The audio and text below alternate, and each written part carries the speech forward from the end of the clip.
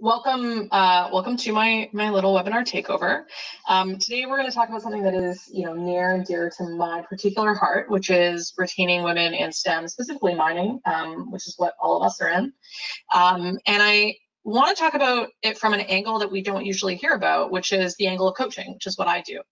So I'll tell you a little bit more about me before we get too far down the rabbit hole. So I'm Holly, and I'm a leadership coach for women in male-dominated industries. But for a long time, I was a mining engineer for the first 10 years of my career, actually. And oh my God, did I ever love being a mining engineer. It was so much fun. And I'm sure there are other people in the room who will emphasize with me here because now I do a lot of work in the mining sector, but also in the tech sector. And I talk to them about how cool mining is, and you can tell they don't get it. So it's so nice to be in a room full of people who get what it is I love about mining. And by the way, the thing that I love most about mining is haul trucks. I just get legitimately excited when I see them drive by. It's a weird thing, but it's true. I think it's such a cool thing. It's such cool things that our industry does. And I had a really amazing career in it for a long time. I specialized in long range planning and loved it. And the entire time that I was doing that, I was also a huge nerd about feminism, still am, spoiler alert. And I kind of combine these two things about me in what I do now, which is working one-on-one with women to help them have really amazing careers in industries that they love to pieces, just like I love mining.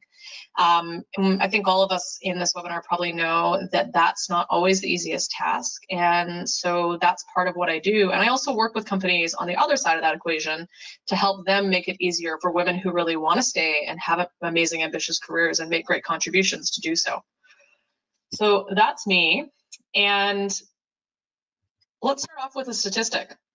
This one's not mining industry specific, but I think it's a good parallel. So in 2015, Google, Apple, Intel, and Microsoft spent a combined $575 million trying to get more women into tech. That's a staggering number. And, most of that money, when you look at how they spend it on attracting and recruiting. Now, the mining industry, the numbers are a little less available, but we spend our money largely the same way. So in the tech industry, we see lots of initiatives aimed at getting little girls interested in coding. We'll have events where you go to high school and talk about how great it is to work in computer science. And we do really similar things in mining, right? We've got, I know I've been asked on more than one occasion to speak to high school girls or young engineers and tell them how great it is, how amazing it is, right? And then beyond that kind of attraction side, a lot of efforts get put towards recruiting, to helping us get more women into our organizations. And if you look at sort of some major case studies that are being done around, different companies in the industry, one of the first places they tend to turn to are the recruiting efforts, right? I remember last year through Mirror watching a webinar about some of the people who had taken up their GEM program and had used it to overhaul recruiting practices for people in the trades, right? So I think that, within our industry as well, we see this really big focus on recruiting. And, recently BHP released an update on their numbers, and they have attracted just a ton of women, doing a big recruiting push as part of their overall goal to have gender equality at all levels by 2025. So there's this big focus on recruiting, which is fantastic, and I love. And also, check out this graph. So this is one of my favorite graphs in the world, also my least favorite graphs in the world. This shows the percentage of women that stay with their careers over time. The yellow line shows professional women generally, and the pink line shows women in STEM, so science, technology, engineering, and math. So overall, about 15% of professional women over the course of a 20-year career will leave their career, but for women in STEM, that number is 60, which astonishes me, confirms my whole life to me, and breaks my heart at the same time. This is such an interesting graph. And you'll notice that this doesn't happen late in the game. This happens really early. Like, look at those numbers I've called out. 22% 3 years in, 37% 7 years in. That one really kills me, because if you think about it, sort of 7 years into your career, that's roughly around the time that you start to move into management, right? So what we're looking at here is almost 40% of the women that we spend all this cash, all these, $575 million in the tech industry in 2015 alone, all this time, effort, money we spend working on our recruiting, working on our attraction. 40% of it, even by the time somebody gets into management, has been a waste of cash. And that is hard to watch. And when you look at this graph, most people go, oh, okay, I know what's happening. These women have all left to have babies, right? They're all on the baby train. And, the industry is too tough to deal with when you have a family. There's too much remote work and stuff like that. And the thing that I love about this graph is that I think it dispels that myth really neatly.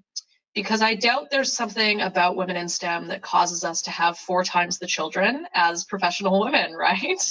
I don't think that we're having, whatever 4 times 2.5, 10 children on average apiece, right? I don't think that's the Canadian average for women in STEM.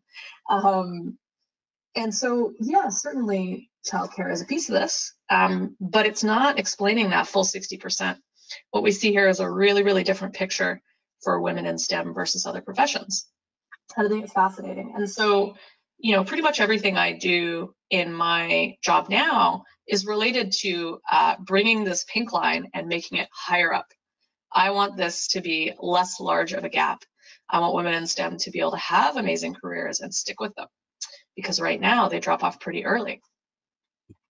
So, that's sort of my mission, but the big takeaway for me with this graph, when we think about how much money gets spent on attraction and retention, is like, damn, this is so expensive. Is this really how we should be spending our money, right? It's sort of the equivalent of if you had a swimming pool that had a crater-sized hole in it and going, I know, we'll just get more hoses. That's how we fill this pool, right? No, of course not. What we're going to do instead is repair the bottom of the pool. So this is a shockingly expensive way for us to allocate funds.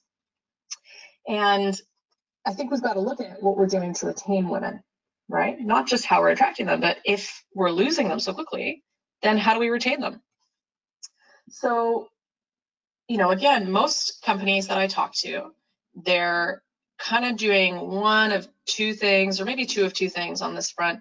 They've got some kind of mentoring program in place a lot of times, or they have some sort of employee resource group, sort of like a women's network internally. Perhaps they bring in speakers to come in and talk a little bit. And those are most of what I see. And there's, of course, some outliers to that. I mean, there are companies, Goldcorp in particular comes to mind, that have, programs that work a little more with women. But by and large, those are the 2 most common approaches that we see, mentoring and ERGs. And I love that. There's lots of good things going on. But I also know that those programs don't really work.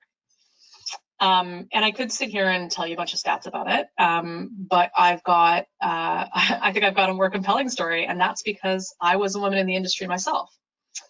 So, I'm going to say something about myself that I probably shouldn't, right? That women are not really supposed to say. And that is that I have always been just so ambitious, so interested in having an exciting career. It's not the kind of thing that you're supposed to confess as a woman, right? We're supposed to kind of keep that under wraps and be ambitious, but never let anybody know. But not me. I was ambitious, and it was obvious from the beginning.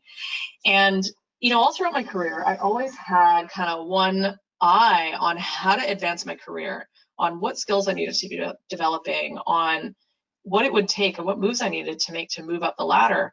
But as I did that, it always felt to me like the doors to success were closed. And so I would sit there at midnight in camp, Googling to try to solve my problems, right? I don't know if anybody else is familiar with this. This is really how I would spend my time in camp. And I would sit there trying to solve whatever problem I was up against, right? And I would talk to friends and colleagues and mentors as well. But, more often than not, I would end up kind of worrying and trying to figure it out while not sleeping at camp, right? And sitting there hoping Google would give me the answers. And the cool thing about Google is full of answers. It's got all kinds of advice about how to be a better woman in business. And if you read enough of these articles, you're going to come up with what I came up with, which is, ladies, get thee to a mentor, right? So, good little career person that I did, I got myself a mentor. And actually, I got 3 mentors. Maybe a bit of an overachiever, right? So I had 3 mentors. And my mentors were amazing, and they did a lot for me, and I've talked to them countless times over the years to get advice and help me move up the ladder and stuff like that. But ultimately, those mentors didn't really help me move my career forward in the way that I was hoping.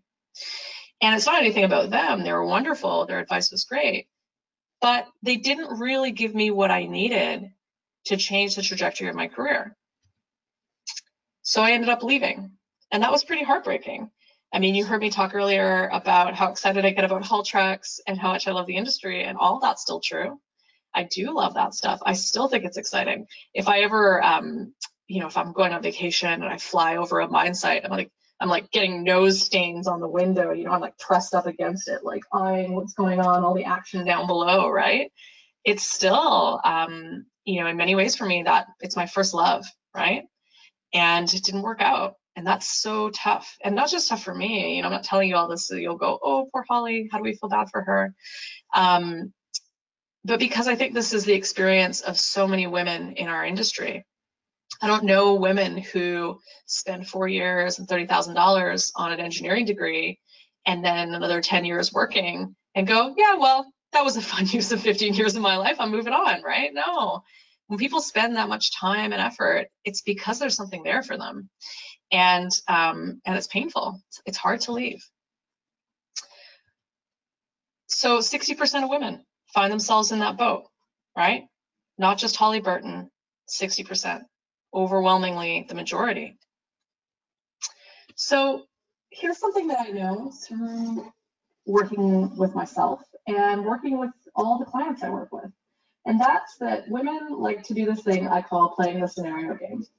It looks a little bit like this. I find this graph overwhelming as well. And basically in the scenario game, we go, okay, so here I am over on the left side. This is where I'm starting now in my career. What I want is this delicious looking star in the middle. How do I get there? And then they game out every possible solution to that problem, right? Oh, maybe I could do it this way. Perhaps I could take on this stretch assignment. Maybe if I do a rotation through the environment department, that'll help me do X, Y, Z. They come up with all these different ways, right? And the thing that happens a lot of times with women when they play the scenario game is that it doesn't work out that well. You may have noticed that this is mostly covered in trash cans, right? And the reason this is mostly covered in trash cans is because at every node along this little flow chart, the odds of success for women are a little bit different than they are for other people in the industry, right? There's all kinds of little biases, both internal and external and systemic, that get in the way of turning those trash cans into stars, right? And so a lot of times when women go and play the scenario game, they'll look at 1,000 different ways to get what they want, and then they'll go, none of them work. All my options are literal trash. So now what? Now what do you do? Well, what you do, the sort of rational thing is you go, okay, well, maybe I'll wait like 2 months and maybe some of these things will change, maybe some different projects will become available, or maybe some of the personalities at work will shift a bit, and then there will be an opening and I can find a new way to get to where I'm going. So they wait, and then they play the scenario game again a couple months later. And what do they find? A very similar looking map, also full of trash cans. So this is a really tough thing, and it's also a pretty natural and normal thing. I think most of us in technical careers, whether we're mind planners like I was or not, really ultimately what we're trained to do is plan, right? If you are a project manager, you're trained to plan and mitigate risk, right? If you are an environmental engineer, you are trained to plan and mitigate risk. If you're working in a mill, you're trained to plan and mitigate risk, right? This is a really common technical skill set that we use to great success in our career. And then we, of course, apply to plan our careers, right? It makes total sense. And what's really unfortunate about it is for women, it often results in this picture full of trash cans, which nobody wants unless we're Oscar the Grouch, right? So how do we make that stop then? How do we make it so that women are not endlessly running through this loop of trash cans, which by the way is exhausting. This is a very tiring thing to do. So how do we make that change? Well, there's two approaches, two basic buckets of approaches. So the first approach is to change the system. So basically here, what we do is we work on all of the little systemic biases that exist within our companies that make it so that every single node in this diagram has got worse odds for women, right? So we're changing all the trash cans in this diagram and making a couple more of them stars by changing the odds that women face. Now, there's lots of different ways to do this. You might do this through changing or evaluating how you're conducting performance reviews and making sure that for women, they're not kind of personality reviews, which is pretty common. You might do this through looking at how you assign promotions and how you evaluate what qualified looks like in your organization. You might do this through looking at your parental leave policies. There's lots of different pieces that go into making this particular set of scenarios look so full of trash cans like it usually looks, right? So there's lots of different places that companies can intervene in. And this work is absolutely essential. It is critical that we turn more of these trash cans into stars. If we're not doing that, we place people in a really difficult scenario, right? How do we ever get to the star when everything is trash cans? So companies have, you know, I would argue a responsibility to do their part in this. This is a crucial piece of work. And there's lots of resources in the industry to help you do that. The GEM program is one. Anybody looking for conversations about this can also come and talk to me. And this is not what I'm going to focus on today, because I think we spend a lot of time talking about this, as we should, because it's crucial. But what I want to talk about is the other side of the equation. So if we're not changing the system, then we're changing the woman. So what might that look like? So if we start here, again, map full of trash cans, terrible life, depression quiz, Googling in camp, right? Trying to figure that out. How might we as individuals take control of this? Like if we're not in charge of HR policy or something like that in our company, and we're just individual women in our careers, what can we do to make this map look a little bit different? So there's 3 different ways that I know. Number 1, stop playing the game so much, right? Spend a little less time running these scenarios. So for somebody like me, who's a mind planner, that sounds like death. I don't know if anybody else in the audience, you know, had a little bit of anxiety show up for them when half this flowchart disappeared. But that is a way to do it, right? Because if you think about it, we would never really do something like this when it came to any kind of technical project, right? If we were running an exploration project and we, you know, ran it through a preliminary study and we went, God, this thing makes no money. Do you think we would then do additional studies on it? Would we, you know, redesign the pit 17,000 times? No, of course not. I mean, if it was close to making money, we might. But if this thing was a clear money loser, like just all trash cans everywhere, we wouldn't allocate the time to doing additional design work on it, right? We might revisit it again in 10 years when commodity prices change or something like that. But we wouldn't spend time, you know, trying to find the one possible way to make it work, because we want something robust. We want something a little more foolproof than that, right?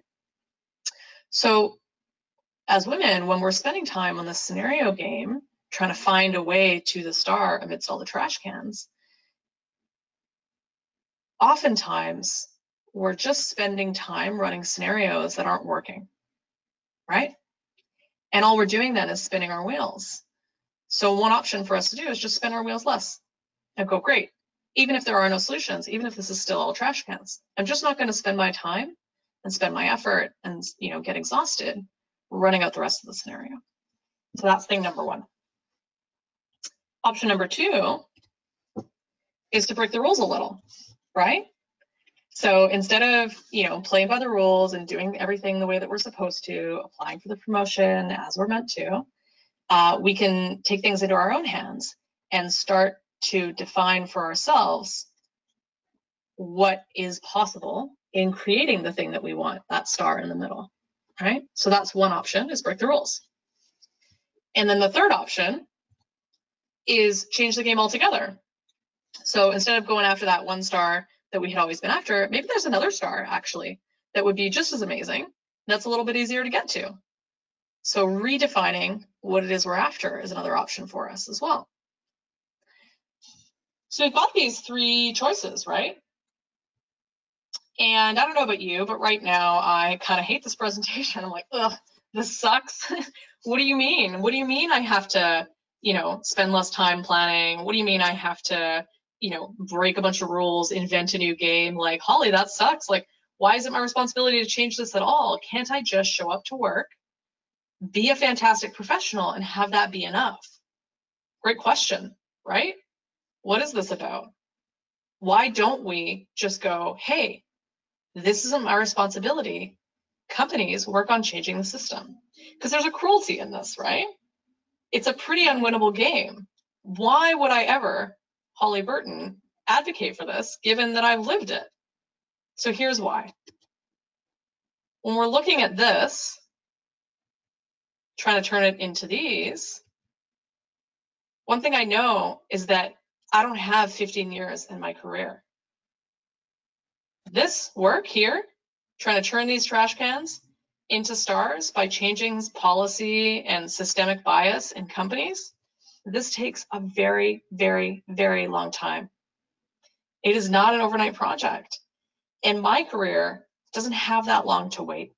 If you called me up tomorrow and said, great news, we solved everything, we're going to be implementing all new policies, and it's going to be a totally egalitarian utopia for you now in the mining industry, Holly, great news, I would go, oh, that's great, I love it. And then you would go, yeah, and also it's just going to take us a little while to dismantle everything that we've built, so come back in 10 or 15 years.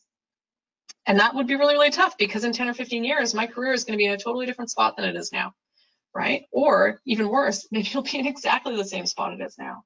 And I don't get the kind of opportunities I get today in 10 years.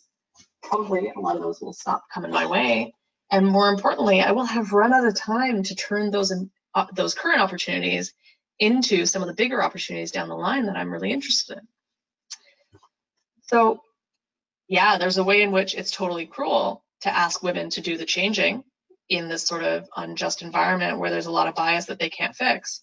But it's also pretty cruel to not ask them to do that, because you leave them without options.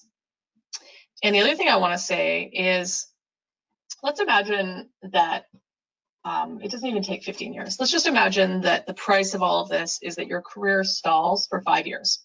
Okay, 5 years with no wage increases. If you spend 5 years with no wage increases, just a quick back of the envelope calculation, over the course of your career, that's going to cost you about 15 to 20% of your total earnings. That is a shockingly high number. That's very, very high.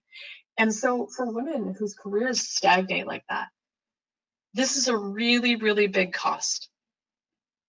So I don't think we as companies can sit there and go, yep, we're ready to accept that. Women, good luck. We're going to work on changing it for you.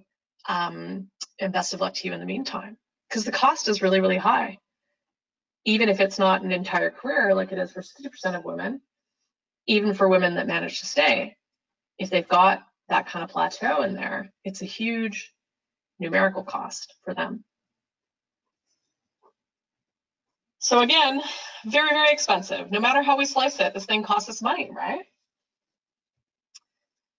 So now we're back here, right? We're back at this thing that initially we were kind of like, ugh, we don't want to have to do this work. We'd rather have the companies do it. And in the meantime, while the companies are doing it, we're going to work on this because we want that 20% of our salary, right? And also, we don't want to lose years and years of our career or our careers overall, right? Okay, so what happens now? How do we change that?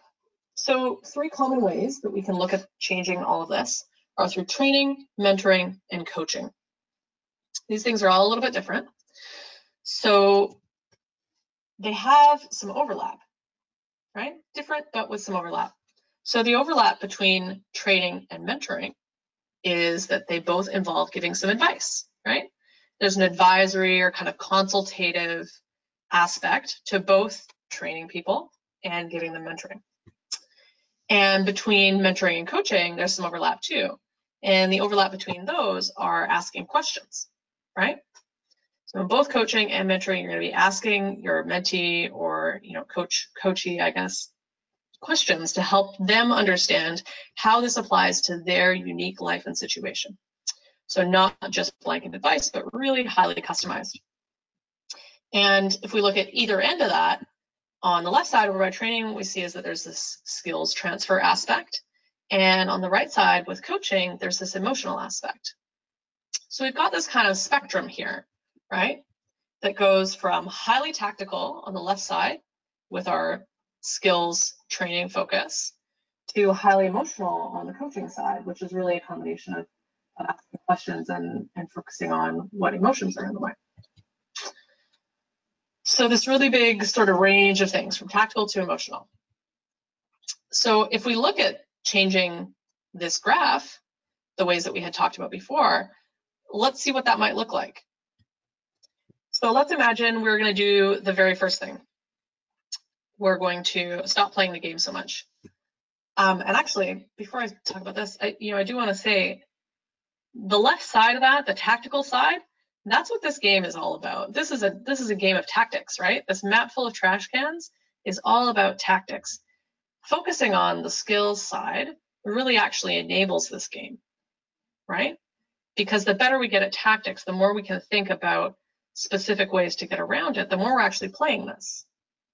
So if we want to do the opposite of this and play it less, we're not going to spend more time in tactical land. It's got to be something different, less tactics, right? And if you are working with women who are anything like me, especially if planning is literally their job, this is no easy task, right? This is not going to be a walk in the park to them to stop planning. And the reason why it's not a walk in the park is because this map, as awful as it is, creates safety, right? Our ability to run this and keep looking for scenarios and keep thinking about tactics helps us feel like we're in control, helps us feel like we have some ability to affect the outcome. Even as it can feel hopeless from moment to moment, it still kind of holds us as being ultimately in control. And when you ask somebody to give that up and spend less time there, suddenly it feels, literally a little bit naked. Even if you look at the slide, it feels a little bit empty, right? Now what are we going to do with all that time that we used to spend kind of mentally, preparing and fighting on our own behalf to figure out what was coming next? Now what do we do with that? We've pulled away our safety blanket. So when we look at taking away half of this graph, what we're really talking about here is an emotional thing. How do I help somebody get over the fear of not having their safety blanket, get over the fear of not having the thing that helps them avoid risk? All right, what about our second one, where we break all the rules? Is this tactical or emotional? Well, there's a little bit of this that's tactical, right? Coming up with new rules, which ones are we going to break, all those questions. But my guess is for most people, if you ask them to break the rules of a system that they live in, they are not going to struggle to come up with the tactics. What they're really going to struggle with is the emotional side of it. And an easy test around that is to just give them a way to break it. Oh, cool, you've got to break some rules. Here's a way to break the rules. Are you interested in doing it? If it's tactical, then they'll probably take you up on it. If they were just looking for a solution about how do I do it, they'll probably take you up on it. If they go, oh yeah, that's a good idea, but I don't know, I'm not sure it'll work for me. I'm not sure if I can do it yet. I don't know, I'm not sure. Then you can be almost certain that what you're up against is something more emotional than it is tactical. So the rule breaking stuff here, most of the time when I see this with my clients, the struggle around it is emotional as well. And it totally makes sense. I get how they end up there, right? Because, as women, we've got a whole set of rules, not just within the workplace, within all of society about how we're supposed to behave, right? We're, as women especially, taught to follow the rules, right? Even as young as little children, little girls are encouraged more to put their hand up in class. They're rewarded less for calling out answers and being rambunctious, whereas with boys, we go, boys will be boys. So women from an early age are really taught to follow the rules. And, you see that in sort of chestnuts around job applications, like that old thing about how men will apply to jobs when they meet 50% of the qualifications, but women have to apply when they hit 80 to 100, right? That's a really great reflection of women doing their best to follow the rules.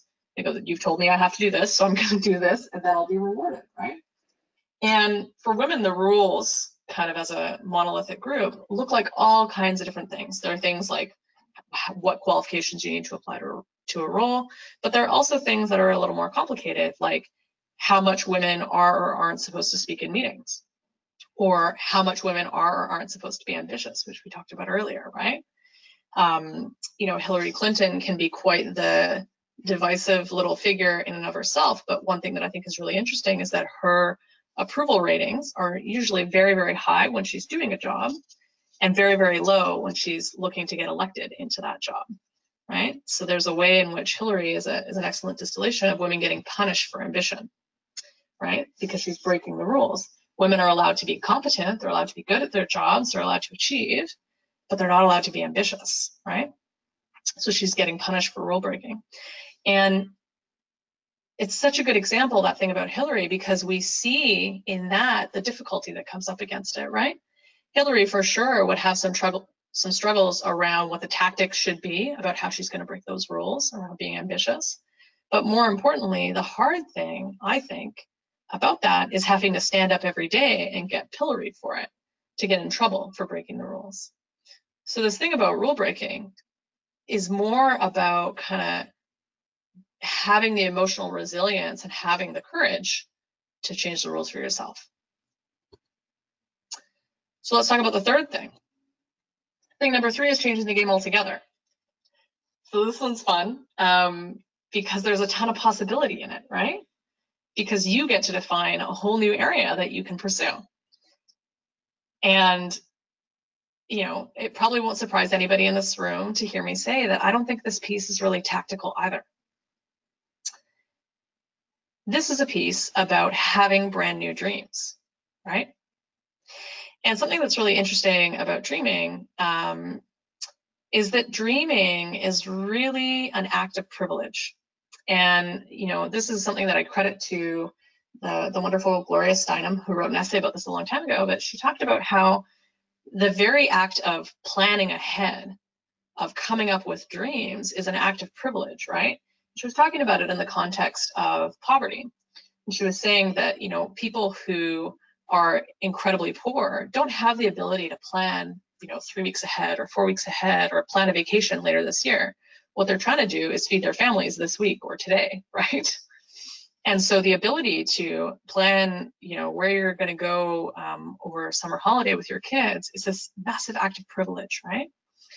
And Gloria Steinem drew the parallel that the same privilege exists or doesn't exist for women and men. So for women, for a very long time, they had limited ability to plan their lives, right?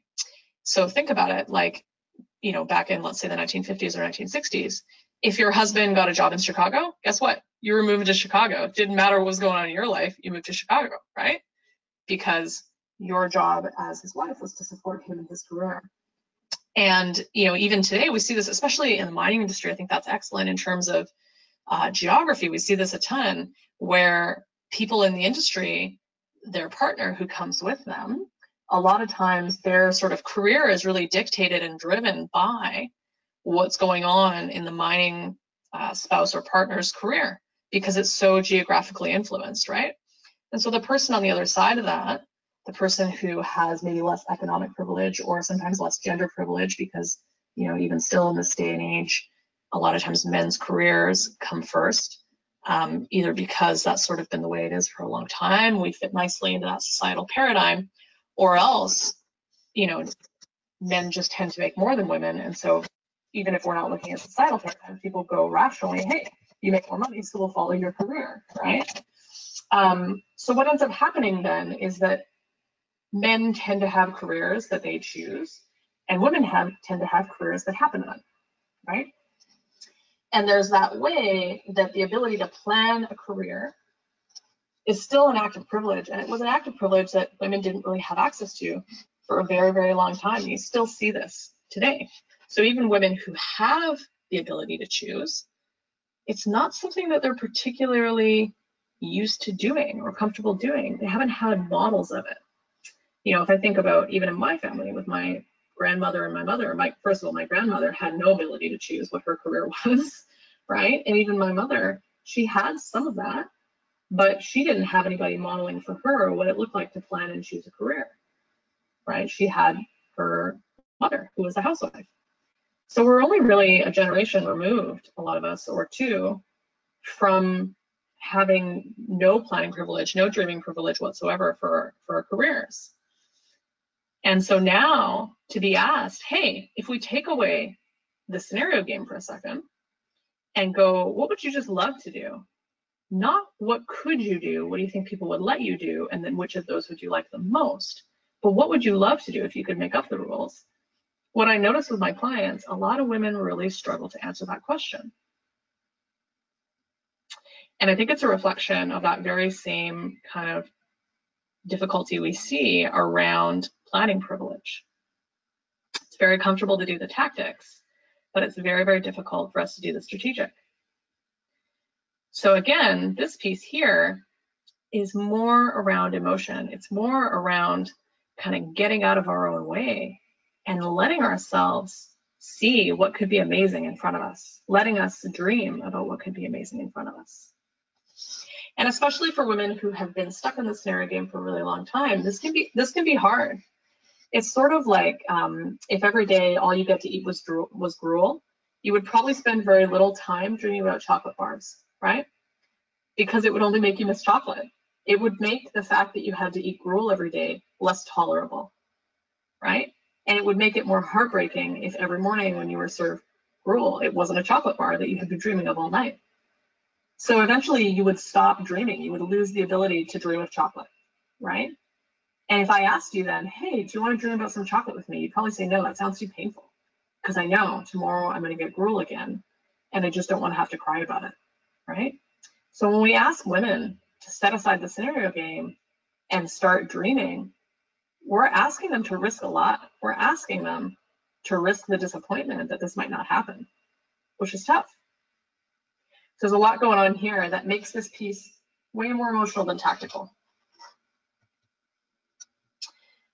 So no matter how we slice this, whether it's playing the scenario game less, whether it's breaking the rules, whether it's defining new dreams for ourselves, what we're really up against in all three of these cases are emotional challenges, right? These are things where we've got to dig deep about the stuff that gets in our way. So why don't we do that with our mentors, right? Why is it that back in the day when I was still working in mining and I had those three mentors, how come my mentors couldn't help me do these three things? The reason why mentors struggle to do that is because we don't really set up our mentoring relationships that way. Most of us don't spend time talking with our mentors about the things that really, really scare us, right? The things that make us really want to cry. How many people in this room have cried with a mentor? Probably not many, maybe a little. But my guess is that's not an everyday occurrence with most mentors that you work with, right? And part of the reason there is because mentors aren't really trained to help people dig that deep. A lot of times mentors are people that we work with, and we're not supposed to tread into that territory at work, right? We're supposed to kind of keep that piece of our lives separate. So even if a mentor wants to dig in, is willing to go there, knows how and has the skills, it's often still really difficult because there's this kind of idea about what proper looks like in terms of a mentoring relationship. And nothing about digging into emotional muck that keeps you stuck in place is proper, right? None of that is the kind of thing that we would envision in a workplace usually, right? So for mentors, it's often a real struggle to get at the heart of what's going on when we're trying to break the rules, come up with new dreams, or stop playing the scenario game when that's kind of the one thing that keeps us safe. Something that's amazing about coaching is that it's literally designed to do all of that stuff. Coaching is designed to exist on the emotional side of the fence. And so if we want our women to move up in our careers, we've got to be giving them the tools and support they need to break away from that scenario game. We've got to give them help in creating some of that emotional breakthrough, because it's not an easy thing to do, right?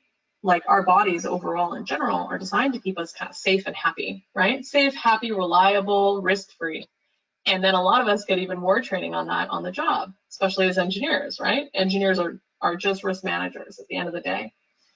And so for us to let all of that go is no easy task. but it's also crucial because getting stuck in the scenario game is something that really stalls careers. And then we end up back at this graph, which, as you know, is a great tragedy. So if we really want women to stop falling out of our workplaces, we need to give them access to these kinds of skills earlier. We see that, you know, coaching is something that happens quite often late in the game, right? Executives get coaches, VPs get coaches, directors get coaches. We don't tend to see that when it really matters, according to this graph, right? If you look at somebody in the last 10 years of their career, you know, 10% of women between 12 and 20 years seniority in their career will end up leaving. Meanwhile, 30% of them are already gone. Or sorry, not 30, 50% of them are already gone. So if we wait until somebody's at a senior level in their career, a lot of times we've missed our opportunity to really modify the whole context that I've been talking to you about today. So what I'm going to ask for everyone in this room is that if we want to change the trajectory for women in our industries, we need to be working, of course, on all the systemic issues. But coupled with that, we need to be able to get women access to coaching a little bit earlier than they currently get it. Because by the time most women get access to coaching, they're already gone. And that's problematic, right? So I'm doing this thing right now called Outrageous October. It's whatever it is, 15 days old, 16 days old now. And basically what I'm doing in Outrageous October is every single day of the month, I am making an outrageous ask. And that could be all kinds of things. It could be, hey, please comp me my dinner bill. It could be, hey, you know, darling, will you marry me? It could be, hey, I think that we should spend our money on different parental leave policy this year at work. It could be anything that I wanted, but I have to make some kind of outrageous ask every October or every day in October. So today I'm going to use my outrageous ask on everybody in this webinar. And my outrageous ask is for you to take a look at your budget for the end of the year and take a look at your budget for next year. And I want you to find a woman in your organization and connect her up with a coach. I don't care if it's me, I don't care if it's anybody else, but my outrageous ask is that you go and find some budget to make this happen. Because we've seen already how much money we spend doing other stuff that isn't working. And so if you've got a little bit of money left over before the end of the year that you need to spend, what an excellent thing to spend it on. Give it a shot, see what happens. Talk to that woman in 6 months and see how her career has changed. So that's my request, my Outrageous October request for everybody in this webinar to go out and connect a woman with a coach, please. Friends, I'd love to hear how your Outrageous October goes. I want to know if you manage to connect any women to coaches. I want to know if that goes amazing. I want to know if it goes poorly. I want to know everything about it. Heck, I even want to know if you're too scared to do it. So please, please get in touch with me by any of these means. And as well, I'm happy to take some questions if anybody has them now. Holly, I'm just going to jump in here. It's Courtney here. Fantastic presentation. Thank you so much for sharing with the Ensemble group here your experience. Certainly we'll kind of take a look here at the questions that come in. So I'll encourage the audience to use sort of the question function. I'd open up the speaking option, but with 28 people on the line, that can get quite difficult to moderate. So I'll just encourage you to use that question function. If there's anything anyone would like to ask Holly. I just wanted to say, Holly, I really, not only do I appreciate sort of the presentation, but your bravery in sharing your story and just your candidacy. I think it was really interesting to hear, your experience and certainly to get a better sense of the concept of coaching. I think personally for me, working with Mir, I spend a lot of the time looking at the larger sort of systemic issues, the policy issues. So it was really refreshing for me today to think more about sort of, agency, as you discussed, having women kind of making some decisions for them and for their careers, as opposed to sort of these broader pieces. That was really good for me. So thank you for sort of my own sort of personal side of things. I have a couple of questions here. Maybe I'll just get us started and then certainly encourage the audience to, just kind of type in if you've got comments or anything in the questions box. We can go from there.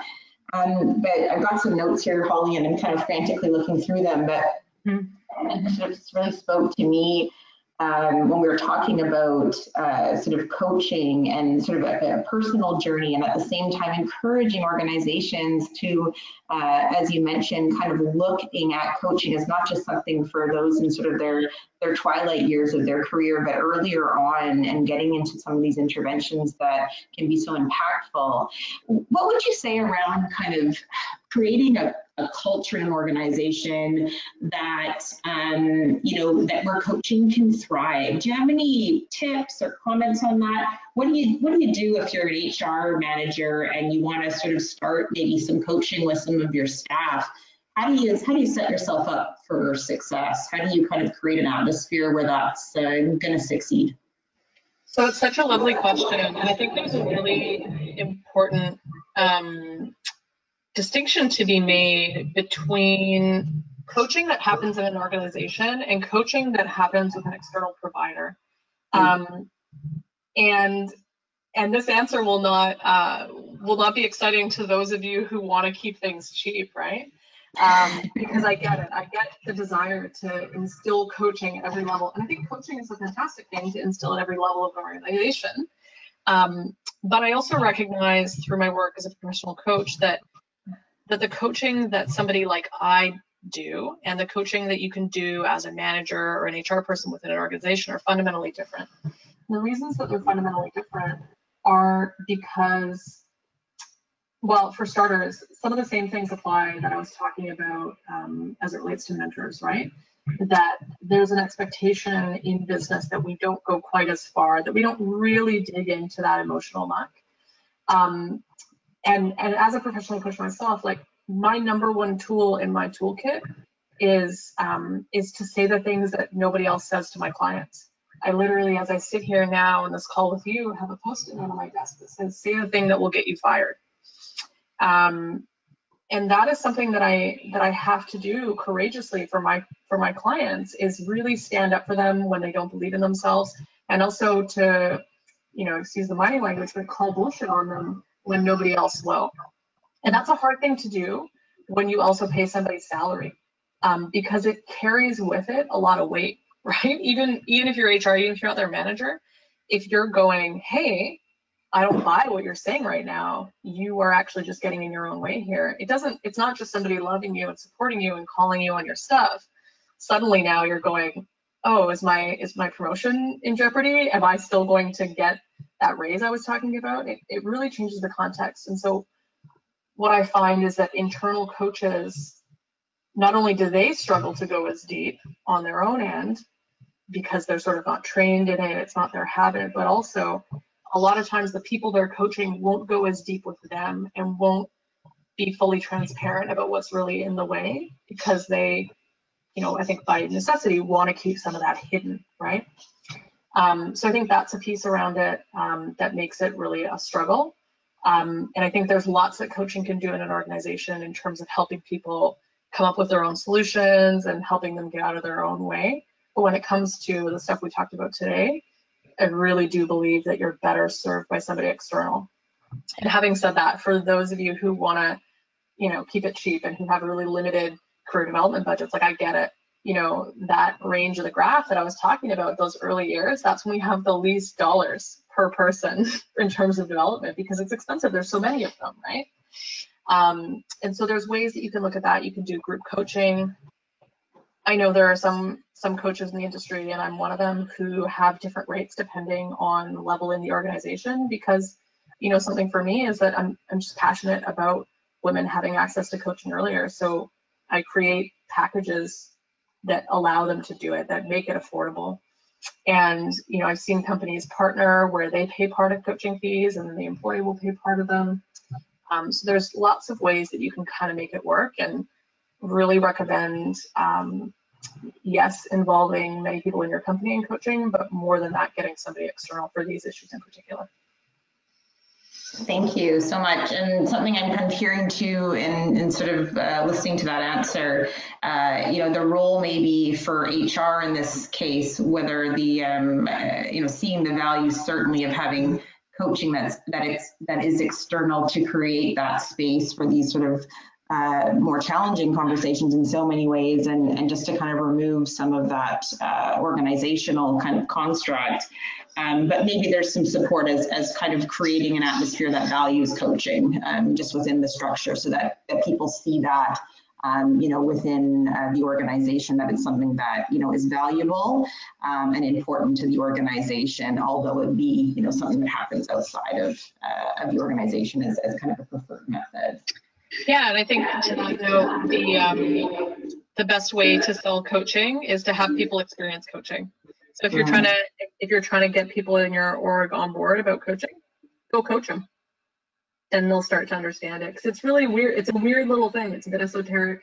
It's hard to understand unless you've done it. So my recommendation, if you're an HR person or a manager who's trying to get trying to get more buy-in in the org about coaching, is just start offering coaching to people. Let them see the value for themselves. That's great. Thank you, Holly, so much. I'm just noting the time here, and I want to take a moment to thank everyone today for tuning in to our Ensemble webinar. Thank you so much, Holly, for this very insightful discussion and so much to take away and think about. We'll be posting this presentation on our Ensemble network. So if you wanted to share Holly's insights today with a colleague, invite them to join Ensemble, and they can absolutely access this presentation. And better yet, get in touch with Holly herself here with her contact details available. Unfortunately, that's really the time that we've got for today, but any questions or comments or thoughts about this topic, I really want to encourage everyone to use the Ensemble network to connect and to have sort of furthering and deeper conversations about these really important diversity and inclusion initiatives that are affecting so many people in our industry, and to start really having those candid discussions amongst people that get it. So welcome you all to really sort of connect again on Ensemble and continue this conversation. On behalf of NEAR, I want to thank everyone for joining the Ensemble Network webinar today. Thanks again, Holly, and wishing everyone a great rest of your day. Goodbye. Bye, everybody.